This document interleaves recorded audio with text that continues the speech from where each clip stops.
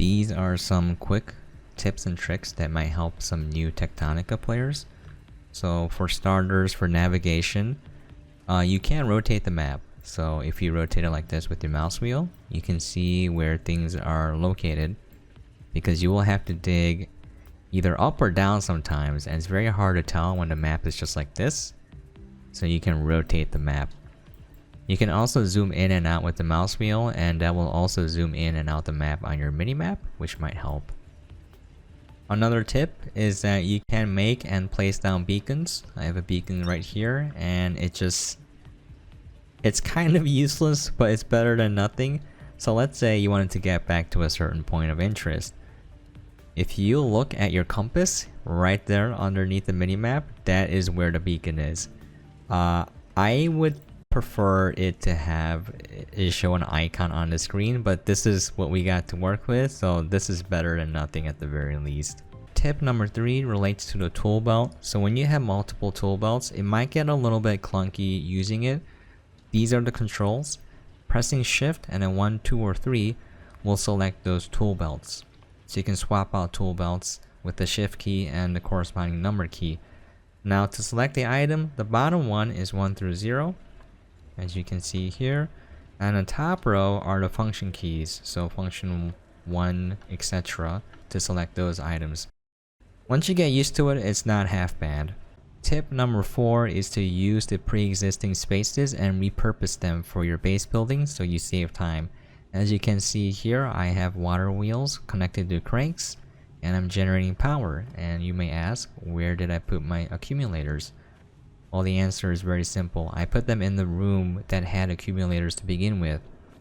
You can't really destroy the accumulators or the floor, so why not just put the accumulators in this room? So there were a bunch of power floors. I made the room a lot bigger, and I added in accumulators here. Now, if you are max efficiency, you could put the accumulators tighter and save a lot of space, but I prefer a more breathable build where I can run through my build. This will save you a whole lot of time, a whole lot of headache. You don't have to worry about where to place your accumulators, and you can just make use of the map. For tip number 5, we're getting into more build specific tips. You need to use 2 cranks per single water wheel. If you put in more cranks, they will not turn. And I thought that I would just need 1 water wheel for a whole line of cranks, because I had that upgrade where if you turn 1 crank, it'll turn all of them. So I thought that would apply for the water wheel too, but it does not. You have to manually check. So what I did was I built a water wheel, then I built 2 cranks. I checked the charge and then power usage. And I built another one, and I realized it wasn't going up. So that's when I realized you need 2 cranks per water wheel. If you have more, you need to add another water wheel. So that's why I have a 1:2 ratio. You need to do this, otherwise you will not be generating power and your base will always be out and you'll be wondering why. Tip number 6 is to use storage buffers in your build, and what I mean by this is your production line will stall if your outputs or inputs are clogging the production line sometimes. So what I do is I build in a storage buffer. As you can see here, this one is not necessary because it's just for the ore, but the ore is never stalling or accumulating, only in the storage. So I have 3 extractors outputting this ore. I looked at the calculator, and I think you can put in 2 smelters per extractor. So what I'm doing is I'm using fast arms to grab the ore and put it into this storage unit, and then I'm putting it back out to slow it out here, and then I'm collecting a little bit over here. It's splitting in half here. So I am collecting enough ore where it's not clogging the belt, and I'm not clogging anything in my production line. So I would recommend using the calculator. I'm going to link the calculator here. As you can see, you can just select any item and it will tell you how to build that item with the correct modules and the correct ingredients. A very handy tool, and it'll give you an estimated output number as well, so you can use that to maximize efficiency. If you want to keep it really simple, all you have to do is just look at your production line and be like, oh, where is it clogging? And just add a storage container in between. If you want to be lazy like me and you don't want to rebuild your production line, I just add storage containers in my build every once in a while, even if I don't need it, just in case something will clog. Like this one isn't necessary, but I added it just in case.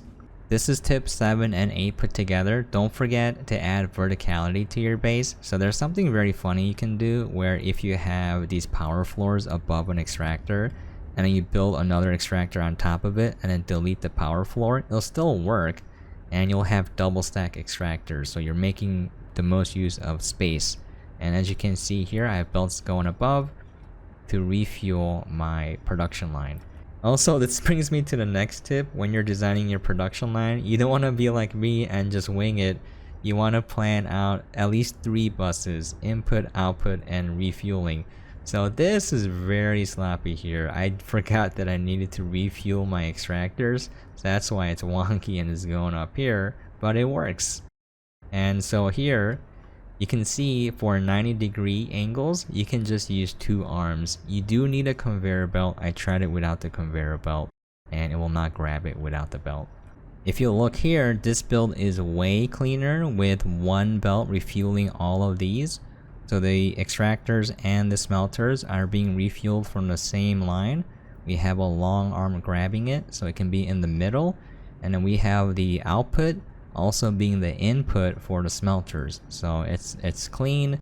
And I did something here where I noticed that these smelters were not operating at max speed, so I am rerouting some ore to be fed in here through the second port. And then this is the output belt.